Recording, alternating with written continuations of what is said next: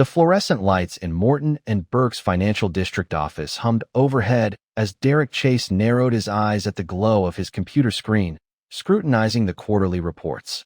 The lab was scheduled to close at 5 p.m. Just then, the elevator chimed, and Derek's chest constricted as Courtney stepped out. Her hand rested unconsciously upon her stomach, and she wore a pale blue dress that lent her a softer, more vulnerable appearance. For a fleeting moment, he nearly forgot the reason for his presence. Following behind her was Dr. Sarah Chin, the obstetrician-gynecologist whom Lisa had recommended. The doctor's kind expression betrayed no awareness of the scheme, nor of the additional test that would be conducted on Courtney's blood sample. Lisa had selected her contacts with meticulous care. Derek waited until Courtney and Dr. Chin had vanished down the hallway before approaching the reception desk of the lab. The technician, a young man with Lisa's note attached to his computer monitor, acknowledged him with a nod. "Mr. Chase, we are ready for you in room 3. The cheek swab procedure concluded in under 5 minutes. The technician, whose name tag identified him as Mike, carried out his duties with quiet proficiency, explaining each step in a hushed tone. "Results typically take 2 weeks, Mike stated as he sealed the sample. But given the circumstances, he glanced once more at Lisa's note. "We will expedite the process. 5 business days at the most." Derek nodded, unable to form a reply. 5 days. In just 5 days, he would possess definitive proof of what his intuition had already confirmed. As he departed from the hospital, his phone vibrated with an incoming text from Carla. DNA sample completed. Steve's weekly squash game proved useful. Remarkable what a determined individual can accomplish with a water bottle. Despite the gravity of the situation, Derek allowed himself a faint smile. He and Carla had forged an unexpected alliance in this inquiry, exchanging information and lending each other support. Through the nightmare their spouses had created, the next 5 days stretched like taffy. Derek threw himself into work, analyzing spreadsheets until his eyes burned. At home, he watched Courtney drift through their rooms, humming to herself as she compiled lists of baby names in a small notebook. She thought he had not noticed. "What do you think about Oliver for a boy?" she asked one evening, curled up on their sofa. "Or maybe Alexander?" Derek forced himself to look up from his laptop, where he had been reviewing Mitch's latest surveillance photos. "Whatever you want, honey." Courtney frowned slightly. "You could be a little more excited about this." The irony almost made him laugh. "Instead," he said, "just tired. Big project at work." "You're always tired lately," she remarked, a note of accusation in her voice. "Ever since the Peterson account, don't." The word came out sharper than he intended. "Don't make this about my work." Courtney blinked, surprised by his tone. "I wasn't. I just meant, I know what you meant," Derek said, closing his laptop. "I'm going to bed." He lay awake that night, listening to Courtney's steady breathing beside him, wondering how many nights she had lain there thinking about Steve, planning their future together while pretending to be asleep. Finally, on a rainy Tuesday morning, Lisa called. "Results are in," she said without preamble. "Can you meet me?" They chose a small diner far from the hospital and far from their usual haunts. Lisa arrived first, a manila envelope clutched in her hands. Her expression told Derek everything before she even spoke. "I'm so sorry," she whispered, sliding the envelope across the table. "The DNA analysis is conclusive. You're not the father." "I know," Derek finished. Lisa reached for his hand. "There's more. Based on the hormone levels and fetal development markers, she's about 12 weeks along." "That means the Christmas party," Derek said dully. "That's when it started, when they started planning this." "What are you going to do?" Derek pulled out his phone, scrolling to Gail Gentry's number. "Precisely what they would never anticipate," he resolved. "I will allow them to believe they have prevailed.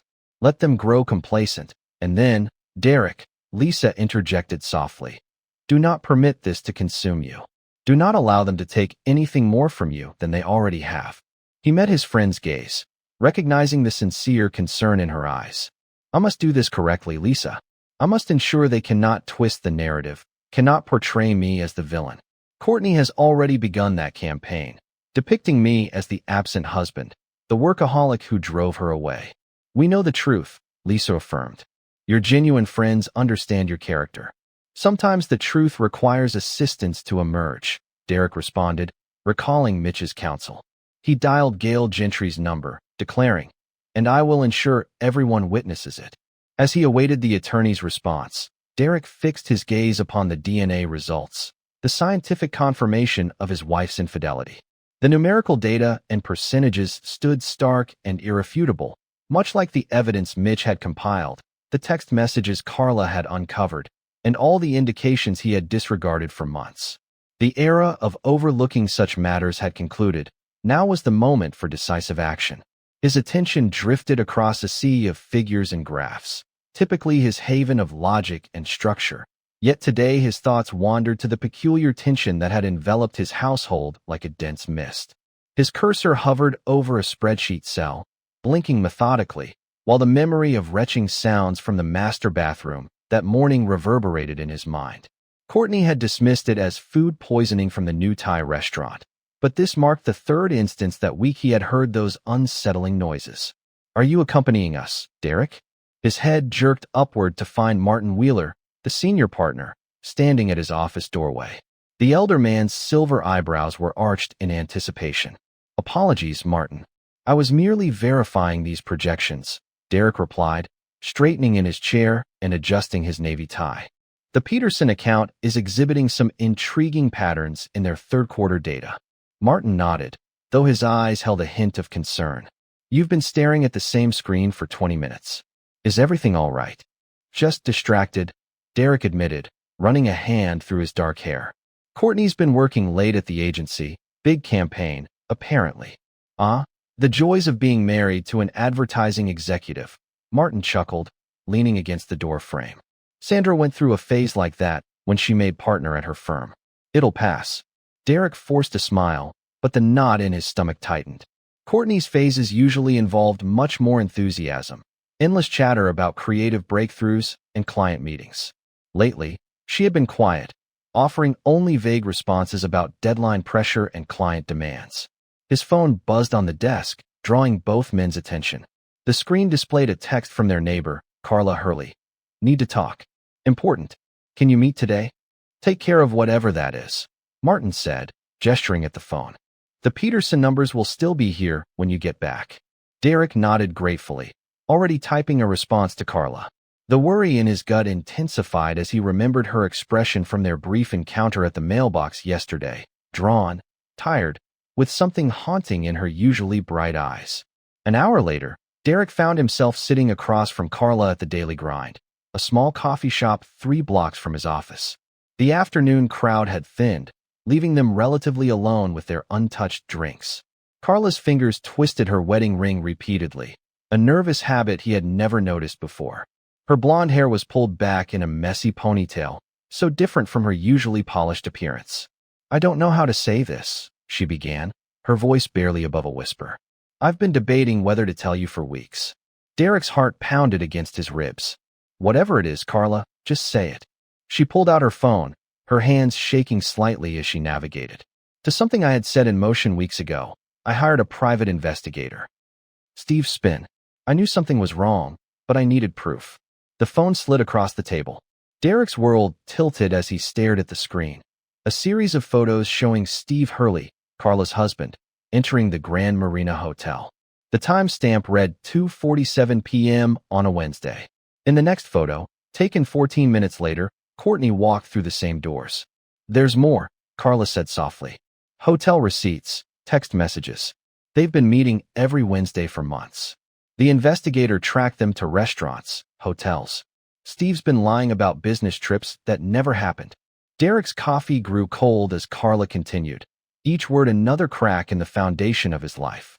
She showed him credit card statements, photographs, and finally, a series of text messages her investigator had recovered. "Can't wait for Wednesday. Same time, same place. Missing you already. Yes, usual spot. See, that perfume you wore last time drove me crazy. Just for you. Everything I do is for you now. See you soon. See, I'm so sorry, Derek." Carla's voice cracked. "I thought you deserved to know. Especially now." Now, the word felt like glass in his throat. "The morning sickness," Carla said, meeting his eyes. "I've seen Courtney rushing to the bathroom at neighborhood gatherings. And Steve, he's been looking at real estate in Mexico, talking about expanding his business there." Derek's mind raced back through the past few months. Courtney's sudden aversion to coffee, the way she'd push food around her plate at dinner, the mysterious phone calls that ended abruptly when he entered the room. All the signs he had dismissed, explained away, refused to see. How long, he managed to ask. The investigator traced it back at least 6 months, Carla said, wiping at her eyes. But there could have been more before that. Steve started acting strange around Christmas last year. The holiday party at their house. Derek remembered Courtney and Steve laughing by the punch bowl, an image now sharpened by painful clarity. It was an inside joke he had never quite grasped. How many such moments had he failed to comprehend? What are you going to do? Derek asked, suddenly realizing that Carla was entangled in this nightmare alongside him. She straightened her posture, a glint of steel appearing in her eyes. I've already contacted a lawyer, Gail Gentry. She comes highly recommended for situations like this. She slid a business card across the table. You should call her as well. Perhaps we can assist one another. Derek stared at the elegant, cream-colored card. Gail Gentry, family law specialist. The edges were faintly worn, as though Carla had carried it with her for some time, gathering the courage for this very conversation. Thank you, he said at last, his voice hollow. For telling me. For everything. Carla reached across the table and briefly squeezed his hand. We don't deserve this, Derek. Neither of us does. But we deserve the truth. As they left the coffee shop, Derek's phone buzzed once more, a text from Courtney. Working late tonight. Don't wait up. Big presentation tomorrow. He stared at the message, recalling another detail from Carla's evidence. The distinctive blue and gold logo of the Grand Marina Hotel, visible in the background of one photograph. It was the same hotel where Courtney claimed her agency held client meetings. Tomorrow was Wednesday. The remainder of the workday passed in a haze. Derek moved through his tasks mechanically, his mind replaying every suspicious moment, every peculiar conversation, every unexplained absence. The spreadsheets before him might as well have been written in hieroglyphics. At 5:45 p.m., his office phone rang. The caller ID displayed home. Hello. His voice sounded strange to his own ears. Hey, honey. Courtney's voice was bright and cheerful, too cheerful. Just wanted to remind you about dinner with Lisa and Tom on Friday. Lisa texted to confirm. Lisa O'Brien, their friend from college, now a nurse at Metropolitan General. The monthly dinner parties had become a tradition over the years. Right? Derek said, picturing it all. Lisa's knowing look left me wondering if she had suspected something all along. I remembered her saying, oh, great. And could you grab more ginger ale on your way home? My stomach's been a bit off lately. Derek's free hand clenched into a fist. Still, he replied, maybe you should see a doctor. There was a pause, barely noticeable. Oh, it's probably just stress from this campaign. Speaking of which, I should go. Love you. The line went dead before he could respond. Derek sat in his darkening office, staring at the phone, wondering how many other lies he had believed and how many signs he had ignored. His computer chimed with a calendar reminder. Quarterly review meeting tomorrow, 2:30 p.m. Wednesday at 2:30 p.m., when Courtney would be at her client presentation, or so she claimed. In truth, she would be meeting Steve at the Grand Marina Hotel, just like every other Wednesday. Derek opened his bottom desk drawer and pulled out a business card he kept for emergencies. Mitch Hawkins, private investigator, former detective with the Metropolitan Police Department. Sometimes, he realized, the truth needed a little professional help to come to light. The cafeteria at Metropolitan General Hospital buzzed with the usual lunch rush, but Lisa O'Brien's attention was fixed on the man sitting across from her. Derek's request to meet for lunch had seemed casual enough, but the dark circles under his eyes and the tension in his shoulders told a different story. You look like hell, Lisa said bluntly, pushing her salad around with a plastic fork. Her scrubs rustled as she leaned forward. What's really going on? Derek glanced around before speaking, his voice low. Have you noticed anything different about Courtney lately? Lisa's fork paused halfway to her mouth. A flutter of guilt crossed her features before she could hide it. Different how? The morning sickness, Lisa. Derek watched her reaction carefully. You're a labor and delivery nurse. You must have recognized the signs. The fork clattered against the plastic container. Derek, confidentiality, check. She is not your patient. His voice remained steady, but his knuckles whitened around his coffee cup. Just our friend who's been throwing up every morning and avoiding wine at dinner parties. Lisa's professional mask cracked slightly. I've suspected, yes, but she hasn't confirmed anything to me. I thought maybe she was waiting to surprise you, like she surprised Steve Hurley. The words came out sharper than he intended. Lisa's face drained of color. Oh God, she whispered. Derek, I'm so sorry. I had no idea. But you knew something was wrong, he pressed. Those looks you've been giving her at dinner parties, the comments about morning sickness passing in the second trimester. I thought I was helping, Lisa admitted, pushing her salad away, dropping hints so she'd know she could talk to me. I never imagined. She trailed off, horror dawning in her eyes. The timing. Oh, Derek. Derek pulled out his phone, showing her the photos Mitch Hawkins had provided. The private investigator had been thorough, documenting weeks of Wednesday afternoon meetings at the Grand Marina Hotel. Lisa's hand flew to her mouth as she recognized Courtney and Steve in the images. I need your help, Lisa. Derek's voice softened. I need to know for sure. About everything. Lisa straightened, nurse mode engaging. You want a DNA test? Can you arrange it discreetly? She nodded slowly. I have connections in the lab. We can do a non-invasive prenatal paternity test. It's completely safe, just requires a blood sample from Courtney and cheek swabs from the potential fathers. The last words came out barely audible. How do we get her blood sample without her knowing? Lisa's mind raced through possibilities. Her first prenatal appointment. She'll need routine blood work. I can make sure the right people handle the samples.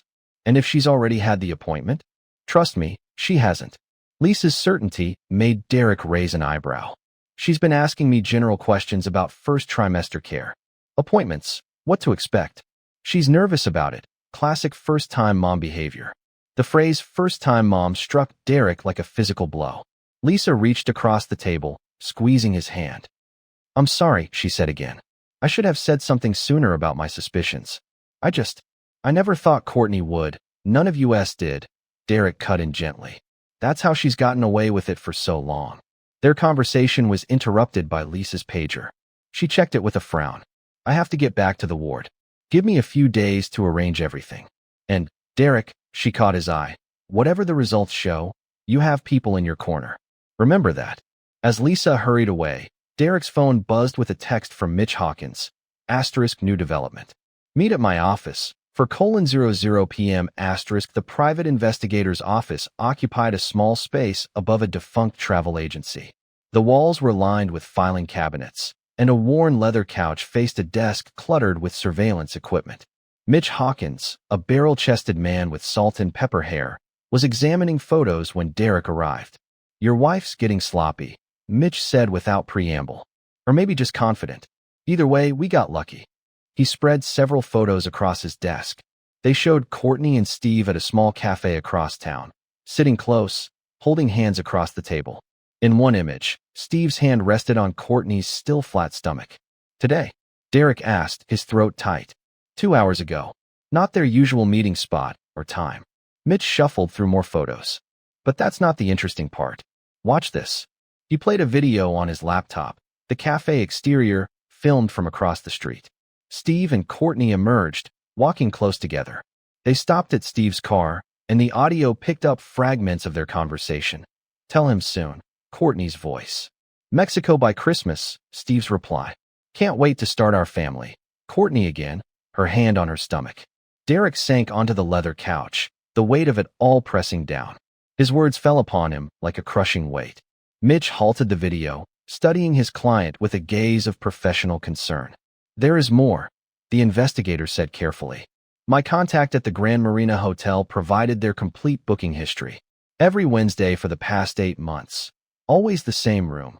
Always booked under S. Harrison. He paused meaningfully. Harrison is Steve Hurley's mother's maiden name. 8 months, Derek repeated numbly. The Christmas party. Mitch nodded. That aligns with what we know. Want to tell me about Christmas? Derek closed his eyes, remembering. We hosted the neighborhood holiday party. Courtney insisted, even though we usually alternate with the Hollies. She and Steve spent most of the night by the punch bowl, laughing about something. I thought, he laughed bitterly. I thought they were just being good neighbors. That's usually how it starts, Mitch said, his voice gentle. The affair began sometime around then, based on the hotel records. The pregnancy, he consulted his notes. First hotel visit after the pattern changed was about 12 weeks ago. Longer stays, room service orders for two, no alcohol. She hasn't been drinking, Derek confirmed. Said she was doing a cleanse for work, supporting a client's wellness campaign. Mitch gathered the photos into a folder. What's your next move? DNA test, Derek said. A friend at the hospital is arranging it. And I'm meeting with a lawyer, Gail Gentry. Mitch whistled. Good choice. Gentry's tough. She handled the Robinson divorce last year. Wife never knew what hit her. That's the plan, Derek said, standing, feeling steadier than he had in days. Keep following them. I want to know everything, especially about these Mexico plans. Already on it. Mitch replied, handing him the folder. One more thing. Your wife's best friend, Stella McCoy. She's been running interference. Takes calls from your house phone when Courtney's with Steve, provides alibis about working late at the agency. Might want to add her to the list of people who knew. Derek added this to the mounting evidence. Betrayal added to the growing pile. Was there anyone else I should know about? We are working on it. Bernard Ingram, Steve's business partner, has been covering their tracks at company events, claiming Steve is at meetings when he is really with Mitch. He gestured at the photos. Keep digging, Derek said, heading for the door. I want to know exactly who helped them fool me. The waiting room at Metropolitan General's Laboratory Services Department seemed designed to amplify anxiety. Mint green walls, outdated magazines, and the constant hum of fluorescent lights created an atmosphere of suspended animation. Derek sat in an uncomfortable plastic chair, pretending to read emails on his phone while actually watching the elevator. Lisa had texted him the details. Courtney's first prenatal appointment was scheduled for 10:30 a.m. Standard protocol, included comprehensive blood work. All he had to do was provide his DNA sample before the lab closed at 5 p.m. The elevator chimed, and Derek's chest tightened as Courtney emerged, her hand resting unconsciously on her stomach. She wore a pale blue dress that made her look softer somehow, more vulnerable. For a moment, he almost forgot why he was there. Behind her walked Dr. Sarah Chun, the obstetrician-gynecologist Lisa had recommended. The doctor's kind face showed no sign that she knew about the plan, about the extra test that would be run on Courtney's sample. Lisa had chosen her contacts carefully. Derek waited until Courtney and Dr. Chun disappeared down the hallway before approaching the lab's reception desk. The technician, a young man with Lisa's note clipped to his computer monitor, nodded in recognition. Mr. Chase, we're ready for you in room 3. The cheek swab procedure took less than 5 minutes. The technician, Mike according to his name tag, worked with quiet efficiency, explaining each step in a low voice. Results usually take 2 weeks, Mike said, sealing the sample. His eyes flickered to Lisa's note again. But given the circumstances, we'll expedite the process. Expedite it. 5 business days maximum. Derek nodded, unable to speak. 5 days. Just 5 days until he had concrete proof of what he already knew in his gut. As he left the hospital, his phone buzzed with a text from Carla. DNA sample done. Steve's weekly squash game came in handy. Amazing what a determined person can accomplish with a water bottle. Despite everything, Derek smiled. He and Carla had become unlikely allies in this investigation, sharing information and supporting each other through the nightmare their spouses had created. The next 5 days stretched like taffy. Derek threw himself into work, analyzing spreadsheets until his eyes burned. At home, he watched Courtney float through their rooms, humming to herself and making lists of baby names in a small notebook she thought he hadn't noticed. What do you think about Oliver for a boy? She asked one evening, curled up on their sofa. Or maybe Alexander? Derek forced himself to look up from his laptop, where he had been reviewing Mitch's latest surveillance photos. Whatever you want, honey. Courtney frowned slightly. You could be a little more excited about this. The irony almost made him laugh. Instead, he said, just tired. Big project at work. You're always tired lately, she said, a note of accusation in her voice. Ever since the Peterson account. Don't.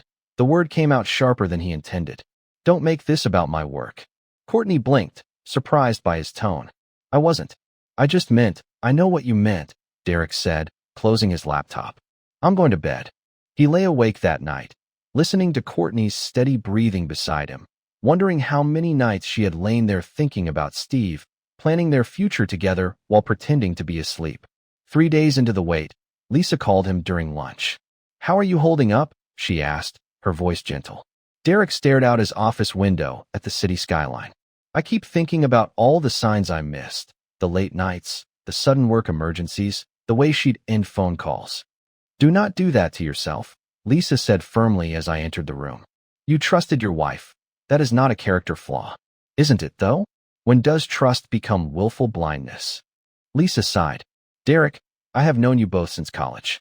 No one saw this coming. Not even me. And I am trained to notice things. But you did notice something, he said. The morning sickness, the changes in her behavior. Medical symptoms are different from suspecting this. Lisa paused. Have you thought about what you will do after? One step at a time, Derek replied. First, I need to know for sure. Finally, on a rainy Tuesday morning, Lisa called. The results are in, she said without preamble. Can you meet me? They chose a small diner far from the hospital, far from their usual haunts. Lisa arrived first, a manila envelope clutched in her hands. Her face told Derek everything before she even spoke. I am so sorry, she whispered, sliding the envelope across the table. The DNA analysis is conclusive. You are not. She could not finish the sentence. The father, Derek completed for her, his voice hollow. I know. Lisa reached for his hand. There is more. Based on the hormone levels and fetal development markers, she is about 12 weeks along. That means the Christmas party, Derek said dully. That is when it started. When they started planning this. What are you going to do? Derek pulled out his phone, scrolling to Gail Gentry's number. Exactly what they would never expect. I am going to let them think they have won. Let them get comfortable. And then, Derek, Lisa interrupted gently. Do not let this consume you. Do not let them take anything more from you than they already have. He looked at his friend and saw the genuine concern in her eyes. I have to do this right, Lisa. I have to make sure they cannot spin this, cannot make me look like the bad guy. Courtney has already been working on that, painting me as the absent husband, the workaholic who drove her away. We know the truth, Lisa insisted. Your real friends know who you are. Sometimes the truth requires assistance to emerge, Derek remarked, recalling Mitch's counsel. He dialed Gail Gentry's number, resolving, I will ensure that everyone bears witness to it. As he awaited the lawyer's response, Derek fixed his gaze upon the DNA results, the scientific confirmation of his wife's infidelity.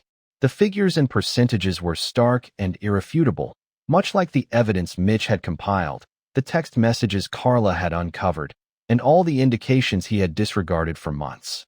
The period of overlooking these signs had concluded. Now was the moment for decisive action. In Daisy Field's office, the leather sofa emitted a soft creak as Derek adjusted his position. His attention had been fixed on the certified trauma therapist's credentials displayed on the wall for the past 10 minutes, evading the gentle yet penetrating look of Preston Bird's sister. You haven't touched your water, Daisy noted, indicating the full glass on the side table. Her voice resonated with the same composed tranquility as her brother's, but whereas Preston embodied analytical precision, Daisy exuded cultivated empathy. I keep thinking about Christmas, Derek finally admitted, meeting her eyes. Not just the party, but the entire season. Courtney insisted on new decorations, dedicating hours to perfecting everything. Was she? He paused, swallowing with difficulty. Was she already orchestrating it then, crafting memories with him in our own home? Daisy inclined forward slightly, her notepad resting on her knee.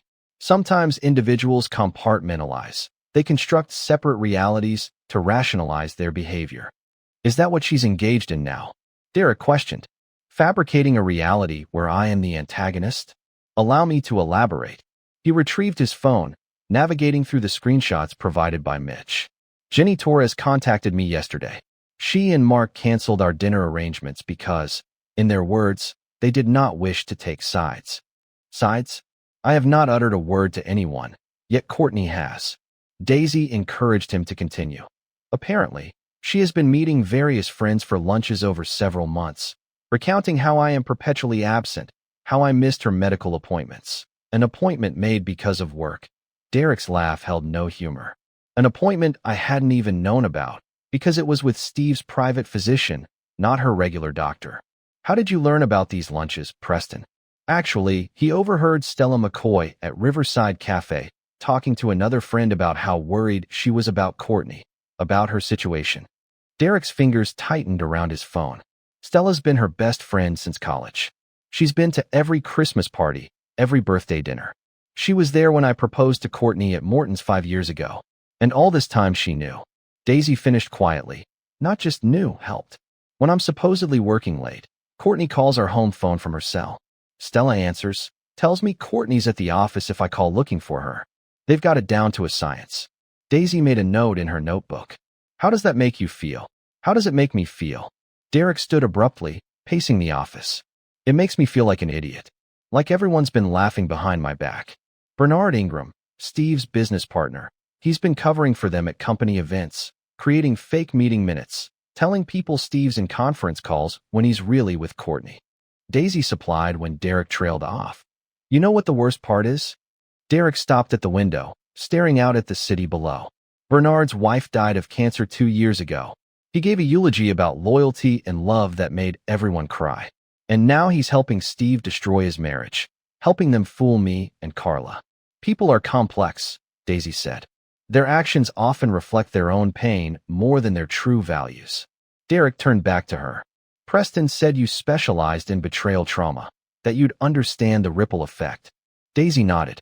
How betrayal doesn't just break trust with one person, but shatters our entire perception of reality.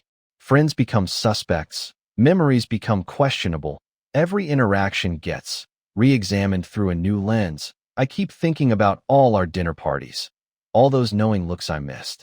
Lisa noticed Courtney's pregnancy symptoms, but she thought I knew. Derek sank back onto the couch. Everyone thought we were waiting to announce it.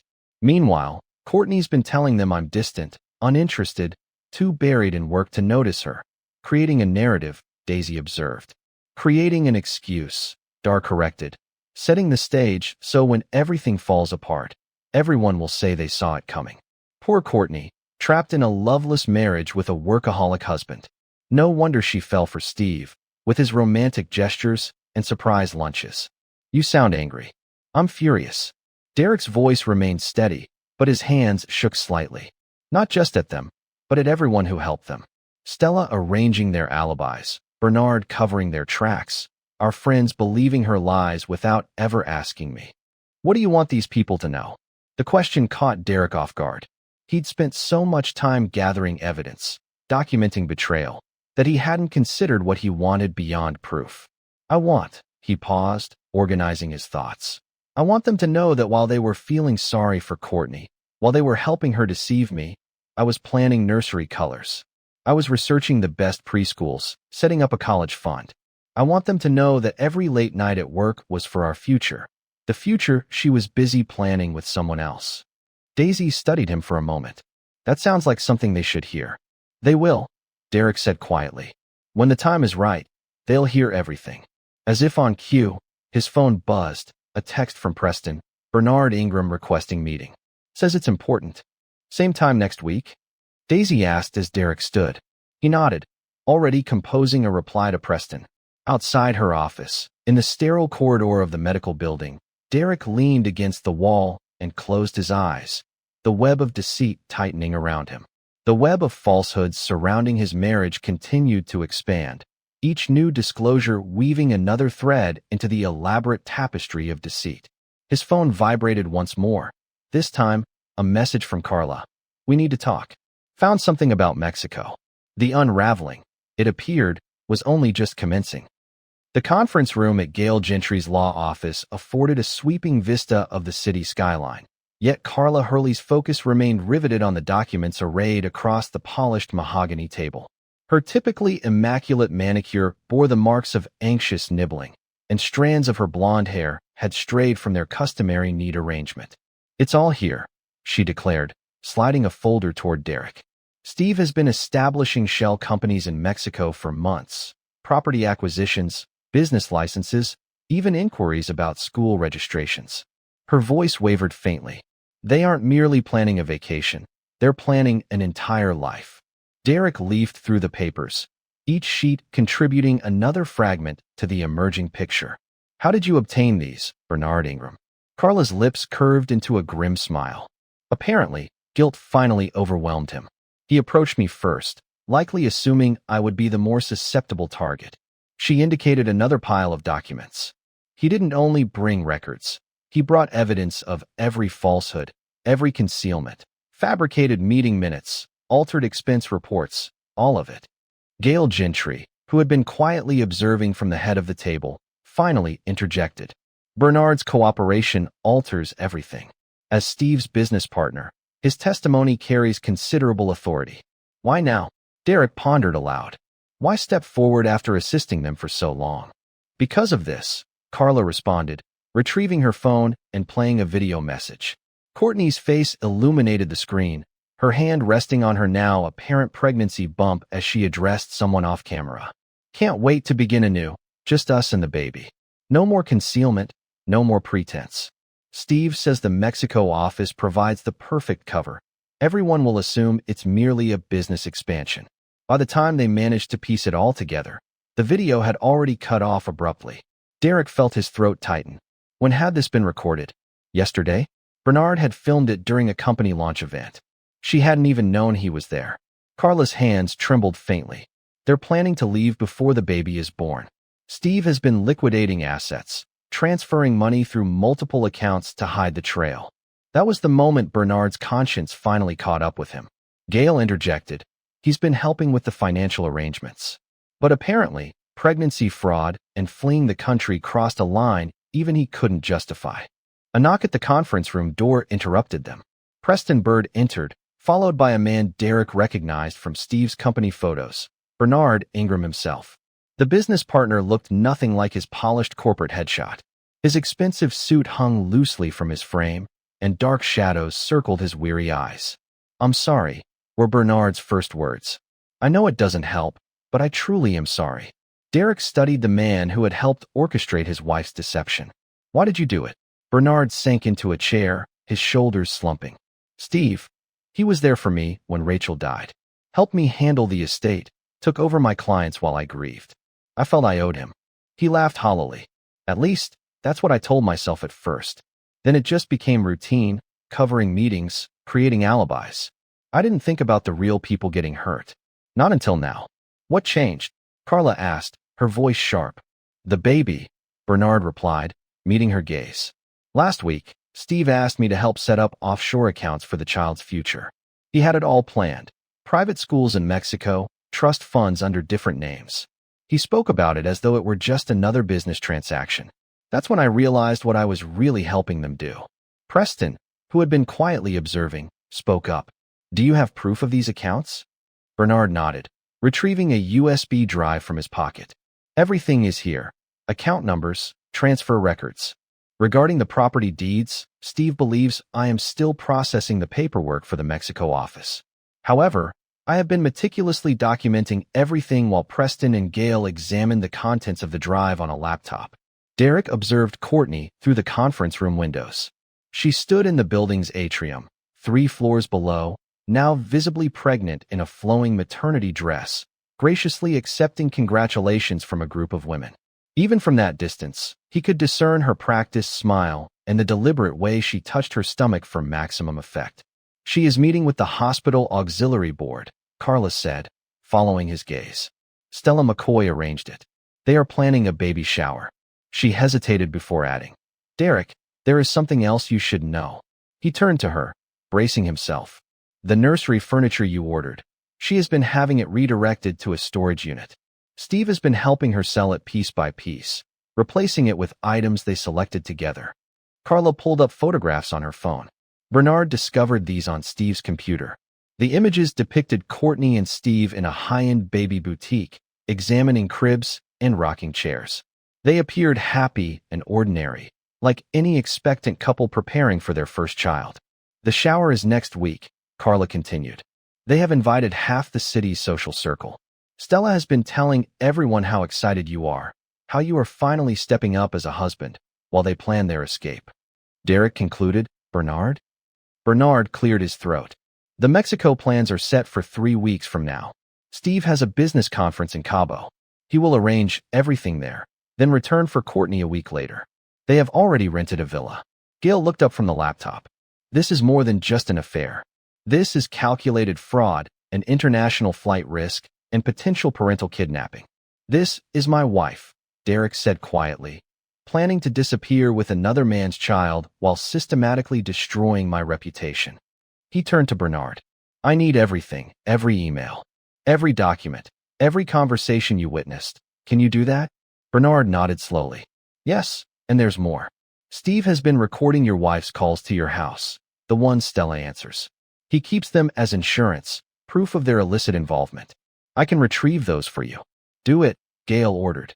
Preston, work with Bernard on securing the electronic records. Carla, I need you to document every interaction, every suspicious behavior you've noticed regarding Derek. She paused, then asked, Derek, are you certain you wish to wait with this evidence? We could act now. Derek watched as another person joined Courtney's group below, Stella McCoy, carrying gift bags and wearing a broad smile. The two women embraced, their happiness appearing genuine, yet it felt like just another performance in their ongoing charade. Not yet, he replied. Let them believe they are winning. Let them grow comfortable. He turned back to the room, his expression resolute. They have had months to plan their deception. We are going to give them exactly what they expect, right until the moment we do not. Outside, storm clouds gathered over the city, mirroring the darkness in Derek's heart. The thunder, when it came, felt like an omen, a preview of the tempest yet to arrive. The home office, once Derek's sanctuary, now resembled a war room. 3 whiteboards covered the walls, each filled with timelines, connections, and evidence. Sticky notes created a colorful constellation of betrayal, each one representing another piece of the puzzle. Gail Gentry insisted they document everything.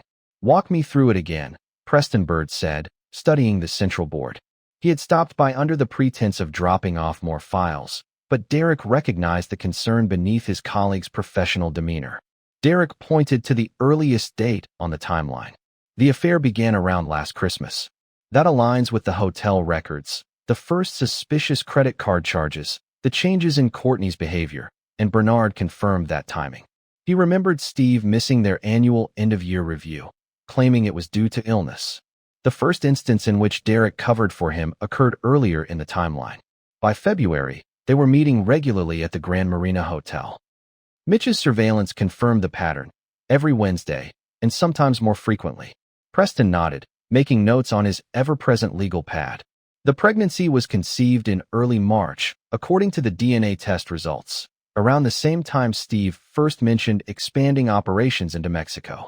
Derek's finger traced forward to more recent events. Bernard began noticing large transfers in April.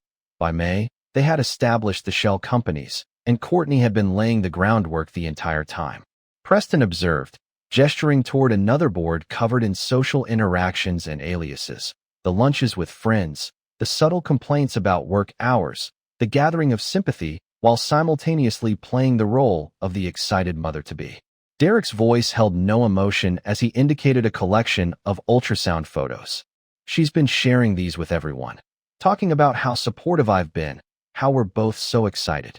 Building her cover story, building her escape route, Derek corrected.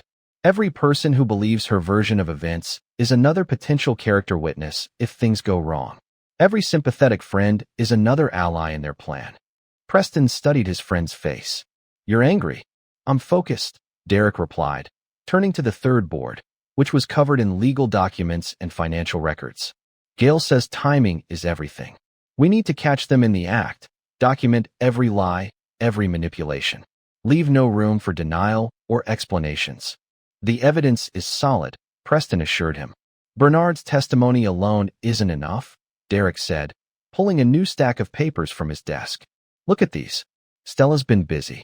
Preston leafed through the documents, screenshots of social media posts, email chains, text messages, all depicting a carefully crafted narrative of Derek as the workaholic husband finally embracing fatherhood, and Courtney as the patient wife, supporting his long hours while quietly advancing their hidden agenda. In preparation for the arrival of their baby, she is proving to be quite adept. Preston acknowledged that the digital timestamps reveal she has been methodically planting these breadcrumbs for months, constructing a carefully curated digital trail that supports their fabricated version of events, all while enabling them to continue their affair uninterrupted. Derek navigated through his laptop, pulling up a series of surveillance photographs. Every Wednesday, he explained, She uses Courtney's cell phone to call the house landline, deliberately creating a documented record that suggests Courtney is working late, when in reality, she is with Steve. Preston finished the thought.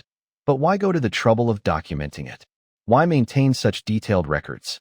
Insurance, Derek replied, as he accessed an email provided by Bernard. They are covering every possible angle.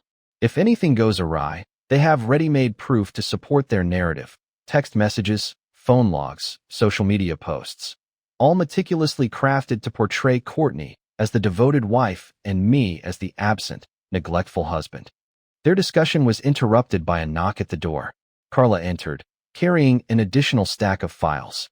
Her face bore the visible strain of the recent weeks, yet her voice remained composed and steady. "Bernard came through for us again," she announced, spreading the documents across Derek's desk. "These are complete records of Steve's financial transactions. Wire transfers, property acquisitions in Mexico, everything." She laid out the printouts across the desk. "He has been systematically moving money through 3 different shell companies," she continued. Bernard provided the account numbers, transaction dates, and confirmation of their overarching plans. Preston added, examining the documents closely. "These property records indicate the purchase of a villa in Cabo. Utilities have already been established in Steve's name." Derek studied the papers intently, his analytical mind cataloging each detail. "What about the cover story involving the business expansion?" he inquired. "Completely fabricated," Carla confirmed. According to Bernard, Steve has been deliberately rejecting legitimate expansion opportunities for months, insisting that the Mexico deal is his top priority.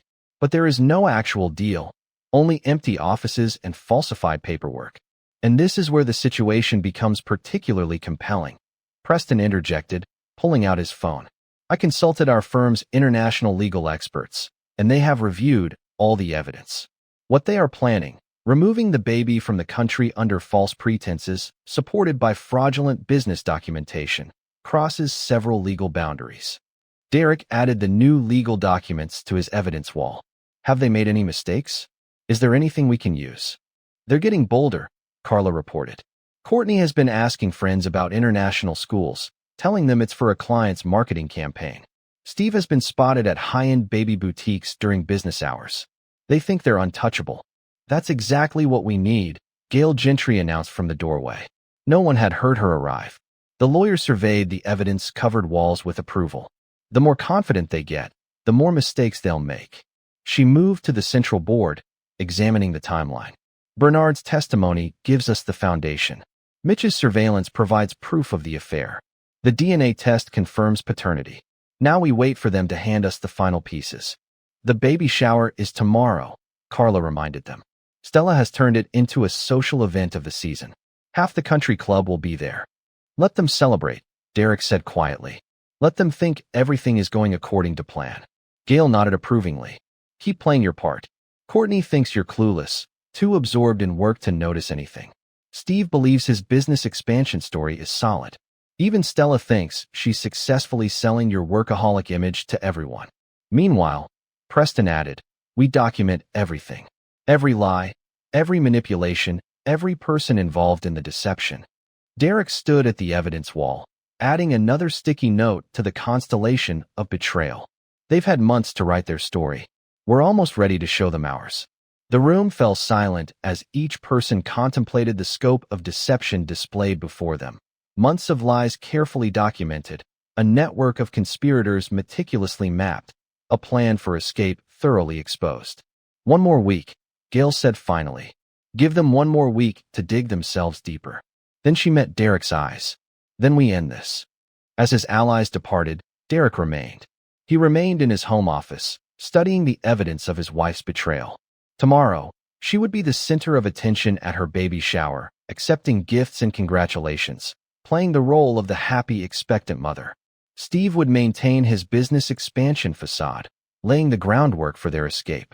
Stella would continue spreading their carefully crafted narrative. And Derek would wait, gathering evidence, building his case, preparing for the moment when their elaborate house of cards would finally collapse. The storm was coming. He just had to be patient enough to let it build to maximum effect. Morning light filtered through the kitchen windows of the Chase residence. casting a soft glow on Courtney as she arranged freshly cut flowers in a crystal vase. Her baby bump, now impossible to hide at 5 months, pressed against the counter's edge as she fussed with the arrangement. Derek watched from the doorway, his laptop bag still slung over his shoulder. The evidence boards in his home office were carefully concealed behind locked doors. Gail's meticulous case files sat in his briefcase. Everything was ready. "You're home early," Courtney said, not turning around. Her voice held that practiced cheerfulness she had perfected over the past months. "I thought you had the Peterson meeting today." "Postponed." Derek set his bag down, noting how she tensed slightly at his unexpected presence. "I thought we could talk now." She did turn, one hand automatically moving to rest on her stomach, a gesture he had seen her perform countless times in photos with Steve. "Actually, I'm glad you're here. There's something I've been wanting to tell you." Derek leaned against the door frame, forcing his features into neutral curiosity. "Oh." Courtney moved to the kitchen table, arranging herself carefully in a chair. Everything about her was carefully arranged these days. Her expressions, her stories, her entire performance of a devoted wife preparing for motherhood. "I know things have been." She had been different lately, she began, her speech clearly rehearsed, evident in every word. "I've been emotional, moody, and you've been so patient, even with all your work stress." Derek said nothing, watching her build the scene she had probably practiced dozens of times. "But there's a reason for everything," she smiled, tears welling in her eyes, right on cue. "Derek, we're going to have a baby. I'm pregnant." The moment stretched between them, heavy with unspoken truths. Courtney's smile began to falter at his lack of reaction. "Honey, did you hear what I said? We're having a baby." "No," Derek said quietly. "We're not." Confusion flickered across her face. "What do you mean?" "Of course we are. I'm 5 months along." "You're 5 months pregnant," Derek agreed. "But we're not having a baby. You and Steve are." The color drained from Courtney's face. Her hand, still resting on her stomach, began to tremble. "I don't." "What are you? Would you like to know what else I know?" Derek's voice remained steady as he pulled out his phone. "Every Wednesday afternoon at the Grand Marina Hotel. Room 742. Booked under S. Harrison, Steve's mother's maiden name. Quite romantic, using family history for your affair." "Derek, I can explain. The Christmas party," he continued, as if she hadn't spoken. "That's when it started, wasn't it? While I was in the kitchen mixing drinks, you and Steve were planning your future. Did you laugh about it later? About how easy it was to fool everyone." Courtney gripped the table's edge, her knuckles white. "How did you?" "Carla says hello, by the way." The name hit Courtney like a physical blow. She actually flinched. "Carla." She hired the first private investigator. Found the hotel receipts, the text messages. "But I have to thank Bernard Ingram for the really interesting stuff." "Bernard?" Courtney whispered, horror dawning in her eyes. "He's been quite helpful. All those fake meeting minutes, doctor expense reports, he kept copies of everything. Very organized. Bernard must be why Steve trusted him so much." Tears spilled down her cheeks. Courtney's cheeks flushed, but these were not the carefully orchestrated blushes from her pregnancy announcement. "Derek, please." The Mexico plans were particularly detailed, she pleaded. Derek watched her face crumple. "Private schools already researched. A villa purchased. Offshore accounts set up for the baby, your baby. Steve's baby. How long?" Her voice was barely audible. "How long have you known about the affair?" "Since Carla came to me about the pregnancy. I had a DNA test done months ago. As for your plans to disappear to Mexico, Bernard brought us that information just recently." Courtney's hands moved protectively over her stomach. "Us. Carla. Gail Gentry. You remember her, the divorce attorney. She's been building quite a case." Derek finally moved from the doorway, placing a thick folder on the table. "We have everything, Courtney. The affair, the fraud, the planned abandonment. Even Stella's creative answering service for your Wednesday afternoon client meetings. Stella would never. Stella's been recording your calls for months. Insurance, she told Steve, proof of your alibis. But those recordings work just as well as evidence for us." The carefully constructed facade Courtney had maintained for months shattered completely. She sobbed, harsh broken sounds that echoed in the sunlit kitchen. "I loved him," she choked out. "I love him. You were never there. Always working, always with your numbers and spreadsheets." Paying for the life you're planning with another man, Derek finished. Setting up college funds for a baby you knew wasn't mine. Working late to build a future while you were busy destroying one. What are you going to do? Derek gathered his files, his movements deliberate. Everything's already done. Gail filed the papers this morning. Your boyfriend's wife did the same. Though I suppose you knew that was coming, since you helped plan his escape. You can't prove. We have Bernard's testimony, Stella's recordings, Mitch Hawkins' surveillance photos, DNA test results, and evidence of your planned disappearance. As Derek prepared for his flight to Mexico, his gaze met hers with unsettling intensity. Would you like me to continue? He inquired. Courtney reached for her phone with trembling hands. I need to call Steve. He's rather occupied at the moment. Derek responded, retrieving his laptop. Something about his business partner presenting evidence of fraud to the board of directors. He paused, his eyes narrowing. Did you truly believe you could take another man's child out of the country without consequences? The sudden sound of car doors slamming outside drew their attention. Through the kitchen window, they watched Steve hurriedly charging up their driveway, his typically polished appearance in complete disarray. Behind him, Carla emerged from her own vehicle with Gail Gentry at her side. Your timing is impeccable, Derek remarked, observing Steve hammering on their front door. Announcing the pregnancy today when you assumed I was at a meeting. Planning to share your joyful news with everyone at the country club lunch tomorrow? One final performance before your grand escape. The doorbell chimed insistently, followed by renewed pounding. Courtney's phone began vibrating repeatedly with incoming messages. You should answer that, Derek suggested calmly. After all, you have considerable matters to discuss. Flight plans to cancel, explanations to fabricate, a future to rebuild from the ashes of all your deception. He strode from the kitchen, leaving his wife, soon-to-be ex-wife, staring at the damning evidence of her unraveled schemes.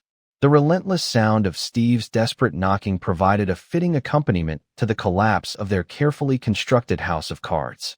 Meanwhile, at the Riverside Country Club, the usual Sunday brunch crowd hummed with unprecedented energy.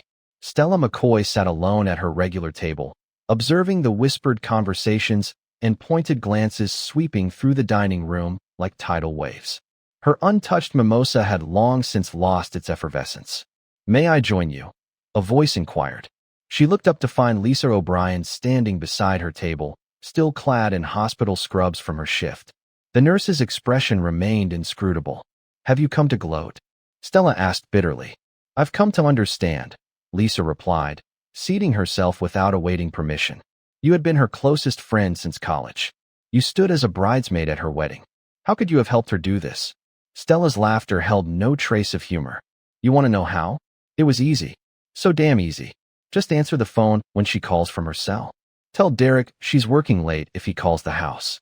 Listen to her talk about Steve, about how alive he makes her feel, about the future they're planning, all while lying to everyone who trusted you. I told myself I was being a good friend, Stella's voice cracked. Supporting her happiness, protecting her choices. When she got pregnant, she trailed off, staring into her drink. When she got pregnant, you helped her deceive an innocent man, Lisa finished. Made him believe he was going to be a father, while helping her plan her escape. She said Derek was distant, uninterested, that he worked all the time, barely noticed her. He was working to support their future, Lisa countered. A future she was busy destroying. Stella finally met Lisa's eyes. How long did you know about the pregnancy? I suspected the symptoms early on, but I thought, Lisa shook her head. I thought they were happy, that they were waiting to announce it. I never imagined. None of us did. Not the whole truth, anyway. Bernard Ingram's voice joined their conversation. He stood awkwardly by their table, his usual confidence replaced by visible shame. May I? Lisa gestured to an empty chair. The unlikely trio sat in silence for a moment, each lost in reflection on their role in the deception. I've given my official statement to the board, Bernard said finally. About the fake business expansion, the fraudulent documents, everything. Steve's been suspended, pending investigation and court. And Courtney? Stella asked. Last I heard, she's staying with her sister in Phoenix, after Derek revealed everything. Bernard ran a hand through his graying hair. I've never seen Steve so angry when he realized I'd exposed their plans. You did the right thing, Lisa insisted. Eventually, Too late to undo the damage. Bernard stared into the distance, his expression heavy with regret. At his hands, I kept telling myself that I owed Steve for helping me after Rachel died, that covering a few meetings and creating some fake documents wasn't really hurting anyone. We all told ourselves something, Stella whispered. I told myself I was protecting my best friend's happiness. You told yourself you were repaying a debt. And now, the club's double doors swung open, drawing their attention. Derek entered, accompanied by his lawyer, Gail Gentry. The dining room fell silent as they made their way to a corner table. He looks different, Stella observed. Stronger, somehow. He is stronger, Lisa said. He didn't let this destroy him. He gathered evidence, built his case, and waited for the right moment, while we helped them deceive him. I've been called to testify, Stella said suddenly. About the phone calls, the alibis, everything. We all have, Bernard added heavily. It's time for the truth. All of it. Across the room, Derek caught their eye. His nod was almost imperceptible, but its meaning was clear. The time for secrets was over. Later that afternoon, Stella found herself in Gail Gentry's office, a stack of papers before her. Just tell me what you know, the lawyer said, recording device ready. From the beginning. So Stella did. She told them about the Christmas party, how Courtney had confided in her about Steve the next day, about the phone system they developed for Wednesday afternoons, about helping plan the pregnancy announcement, knowing the entire time that Derek wasn't the father. She was my best friend, Stella finished, tears running down her face. I told myself that's what best friends do. Keep secrets, protect each other. I never thought about who we were hurting. And now, Gail asked, now I think about Derek, about Carla, about how many lives we damaged with our lies. Stella wiped her eyes. I'm ready to make it right, whatever that takes. Across town, Bernard sat in a board meeting, presenting evidence of Steve's financial fraud. The offshore accounts, the fake business expansion, the misappropriated funds, all of it was laid bare under the harsh fluorescent lights. Mr. Hurley claimed these were legitimate business expenses. One board member said, part of the Mexico expansion. There is no Mexico expansion, Bernard replied, his voice firm. There never was. It was just a cover story for his planned escape with his pregnant mistress. The boardroom erupted in murmurs. Bernard caught sight of Steve through the glass walls, being escorted from the building by security. Their eyes met briefly. Decades of friendship, trust, and shared history shattered by lies and betrayal. 6 months later, the autumn air carried a crisp promise of change as Derek stepped into the Metropolitan Museum of Nature Photography's annual charity gala. Preston Bird, who had organized the event, greeted him with a warm handshake. Glad you could make it, Preston said, guiding him through the elegant crowd. There's someone I'd like you to meet. They stopped before a stunning photograph of a wolf pack in Yellowstone, captured in the golden light of dawn. The photographer, a woman with dark curly hair and an expensive camera slung over her evening dress, turned at their approach. Derek Chase, meet Kira Kane, Preston introduced. Kira just returned from a 6-month assignment in Yellowstone. The light was perfect that morning, Kira said, gesturing to the wolf photograph. I tracked this pack for weeks, learning their patterns, earning their trust. Nature's truth is absolute. No pretense, no deception. Derek studied the image, noting the interplay of light and shadow, the raw honesty in the wolves' gazes. It's beautiful. How did you get so close? Patience, Kira smiled, and respect for their boundaries. You can't force trust with wolves or with people. Her words struck a chord. Derek had learned that lesson the hard way, through months of betrayal and revelation. As they discussed photography in national parks, news circulated through the gala about in recent developments. Courtney's pregnancy had culminated in the birth of a healthy baby boy. However, Steve's presence at the delivery had been complicated by his ongoing legal troubles. The board's investigation had uncovered further financial irregularities, ultimately leading to criminal charges.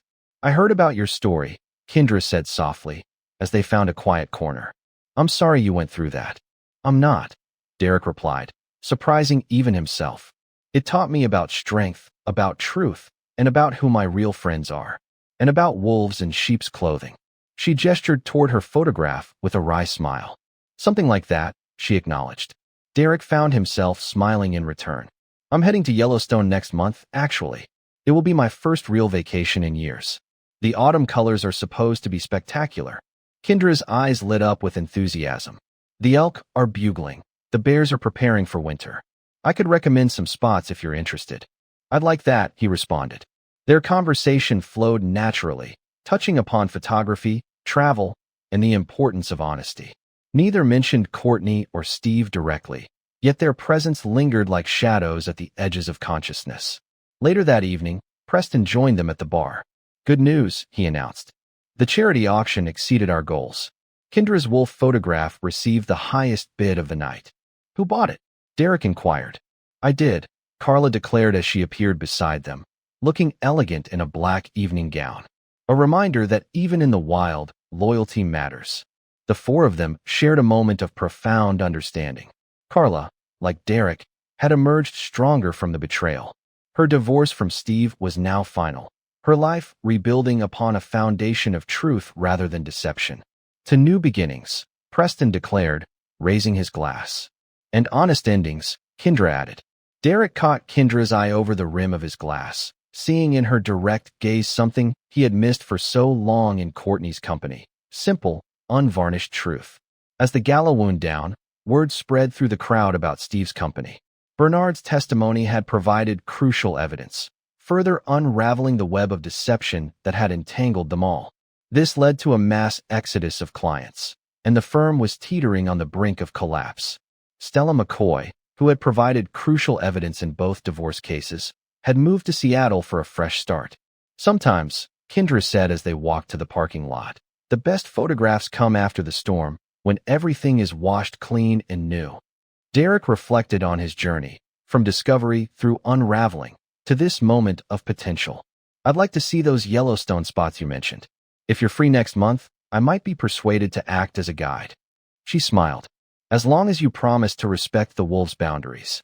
I've learned a lot about boundaries, Derek replied, and about recognizing truth when I see it. They exchanged numbers under the autumn stars, while inside the museum, Kendra's wolf photograph stood as a testament to natural law, survival, loyalty, and the unvarnished truth of wild things. The story could have ended differently, with bitterness, with lingering anger, with wounds that never quite healed. Instead, it ended with possibility. Derek had not only survived betrayal but emerged stronger, surrounded by true friends who had stood by him through the darkest times. News reached them over the following weeks about Courtney and Steve's relationship crumbling under the weight of consequences. The baby, born healthy but into complicated circumstances, became a point of contention.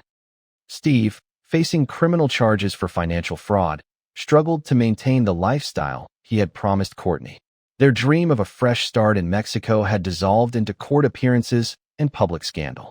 Derek watched these developments with detachment, his focus increasingly drawn to new horizons. The Yellowstone trip with Kendra evolved into a series of adventures, each one reinforcing the value of honest connections and authentic relationships. You know what I love about wildlife photography? Kendra asked him one evening as they reviewed shots from their latest expedition.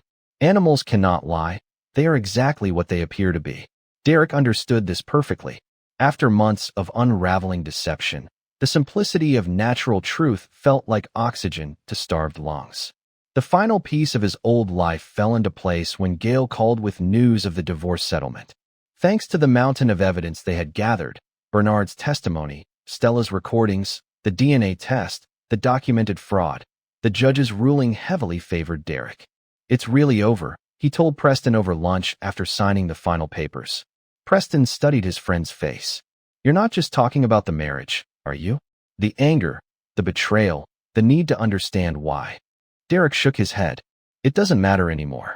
They made their choices. I've made mine. The aftermath rippled through their social circle. Bernard's departure with major clients led to the collapse of Steve's company. Courtney's carefully crafted image of the wronged wife shattered in the face of overwhelming evidence. Their friends, once manipulated by selective stories and calculated appearances, now knew the full truth. But Derek had stopped keeping track of these details. His life had taken a new direction, guided by the simple honesty he had found in Kendra's wolf photographs and in the genuine friendships that had sustained him through the crisis. Ready for another adventure? Kendra asked, showing him plans for a photography expedition to track wild horses in Montana. Derek looked at the woman who had helped him rediscover trust, at the future stretching out before them like an open trail. Always, he replied, meaning far more than just the trip. The story ended not with the dramatic revelation of lies, but with the quiet triumph of truth. Derek had lost a marriage built on deception, but gained a life anchored in authenticity. He had learned that while betrayal could shatter illusions, it could also clear the way for something real to take root and grow. In the end, surrounded by loyal companions, he found peace, friends, and new possibilities. Derek understood that surviving betrayal was not merely about exposing lies. It was about remaining open to truth, wherever it might be found. Whether in the direct gaze of a wolf pack, the steadfast support of true friends, or the promise of new love built on honest foundations, the truth had indeed set him free. Epilogue. 5 years later at the Yellowstone Photography Institute, where Kira Knase was teaching her advanced wildlife photography seminar. Through the window of her office, she could see her husband, Derek, setting up equipment for the evening's fundraising gala. 5 years of marriage had only deepened their connection, built upon the foundation of honesty they both valued so deeply. Still procrastinating on that magazine interview? Derek asked, entering her office with 2 cups of coffee. The prestigious Nature Geographic wanted to feature her wolf conservation work, particularly her documentation of pack behavior that had helped establish new protection zones in the park. Just thinking about how much has changed, Kira replied, accepting the coffee. On her desk sat the morning's newspaper, another article about Steve Hurley's latest appeal being denied. The former real estate developer would serve at least 5 more years for financial fraud, his empire having crumbled spectacularly after Bernard Ingram's testimony. Have you heard from Carla recently?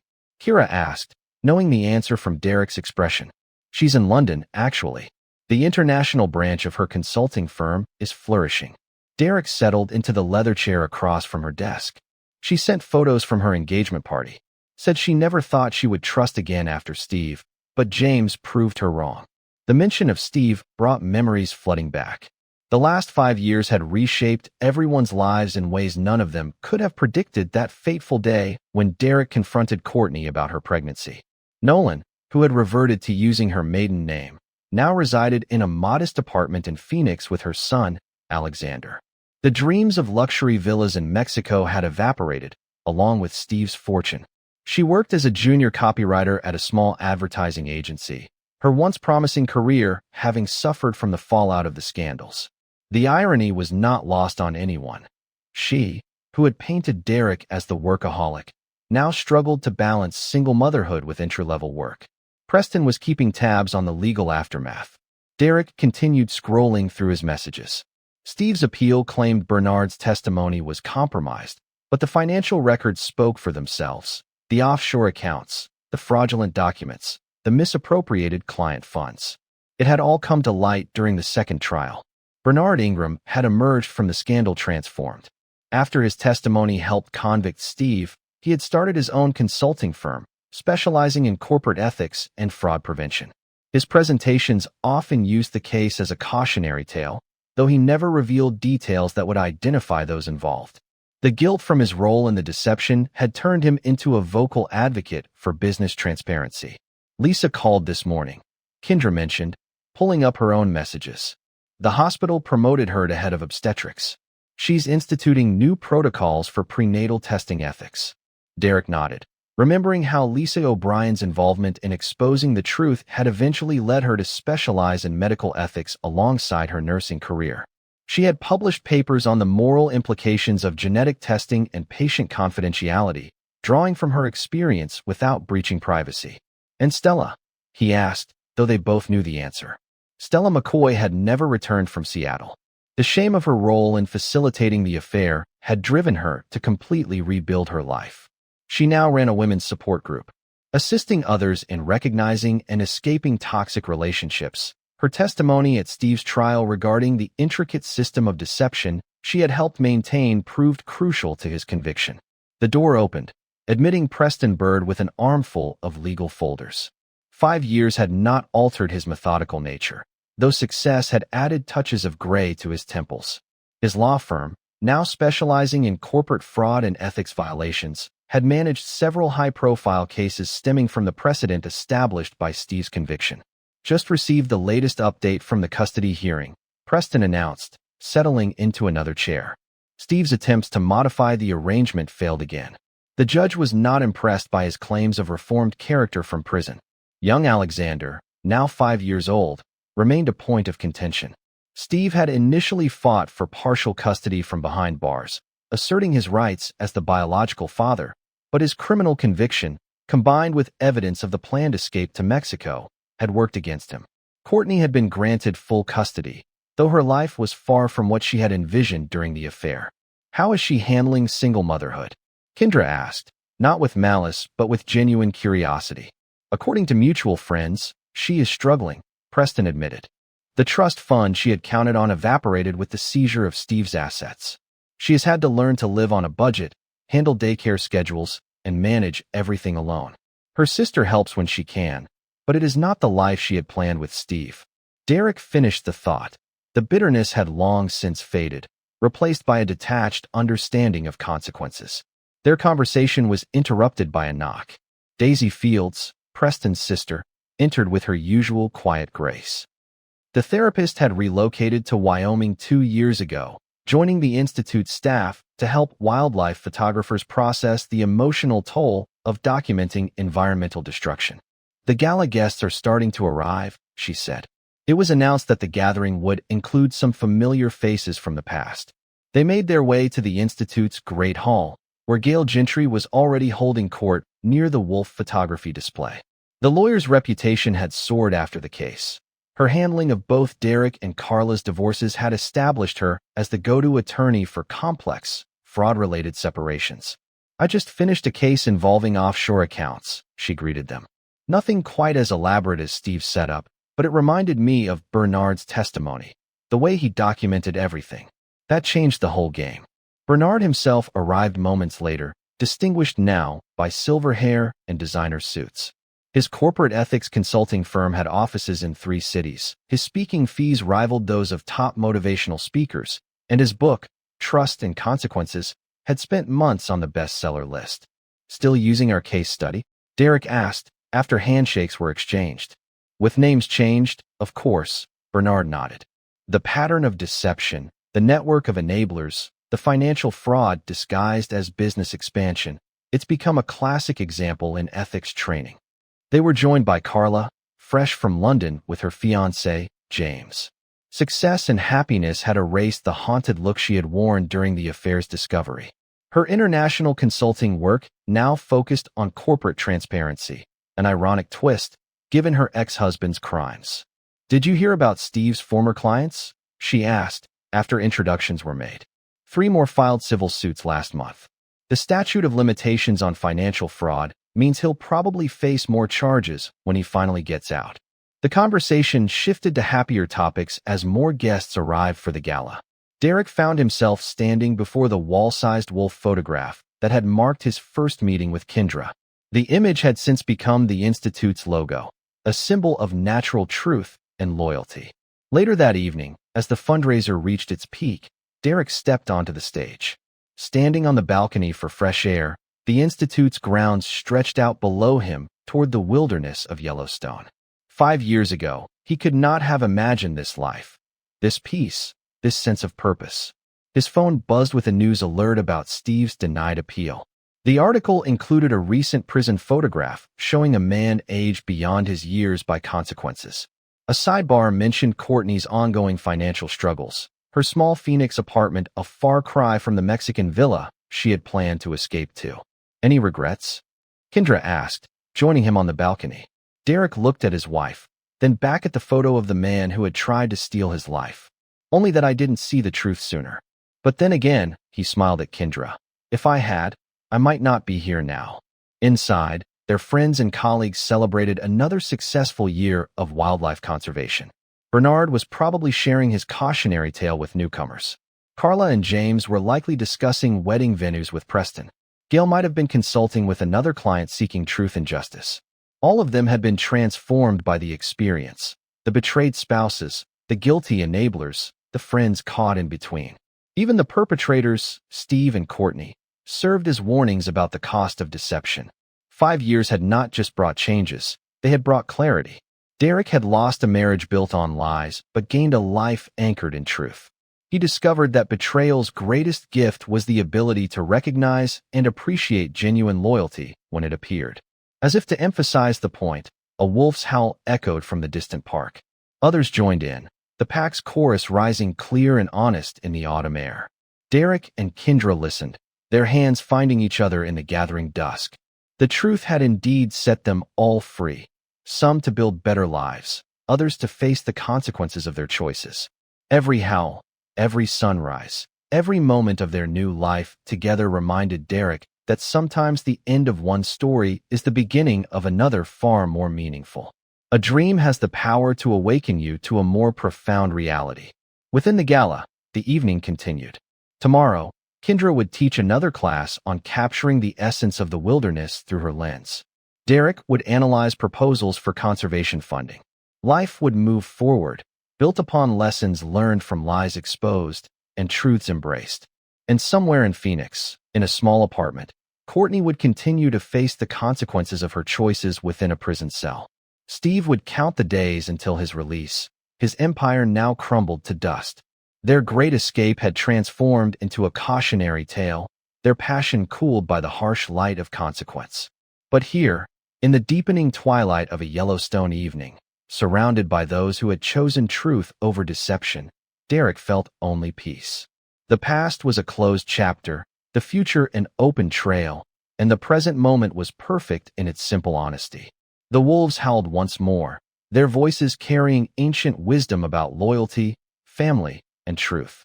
Derek and Kendra turned to rejoin their guests, leaving behind the shadows of betrayal and stepping into the warm light of authenticity. Life, like the wilderness they now called home, demanded nothing less than absolute truth. In that requirement lay both its greatest challenge and its deepest reward. This is where our story concludes. Share your thoughts in the comments section. Thank you for your time. If you enjoyed this story, please subscribe to this channel. Click on the video you see on the screen, and I will see you there.